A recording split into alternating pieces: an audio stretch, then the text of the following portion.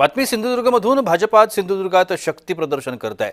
प्रदेशाध्यक्ष झाल्यानंतर रवींद्र चव्हाण पहिल्यांदाच होम पिचवर असणार आहेत। सावंतवाडीमध्ये भाजपचा मेळावा आयोजित करण्यात आला आहे। आगामी नगरपालिका, जिल्हा परिषद आणि पंचायत समित्यांच्या निवडणुका लक्षात घेता यातून या संपूर्ण निवडणुकांची दिशा ठरवण्यात येईल असं देखील बोललं जात आहे। याचा आढावा घेतला आमचे प्रतिनिधी विशाल रेवडेकर यांनी।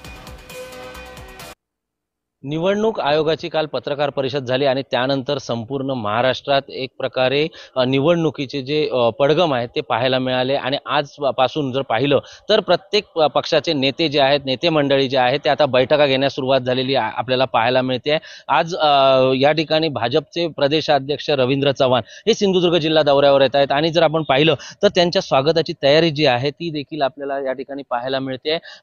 या कार्यक्रमासाठी या जिल्ह्याचे पालकमंत्री नितेश राणे हे देखील उपस्थित असणार आहेत।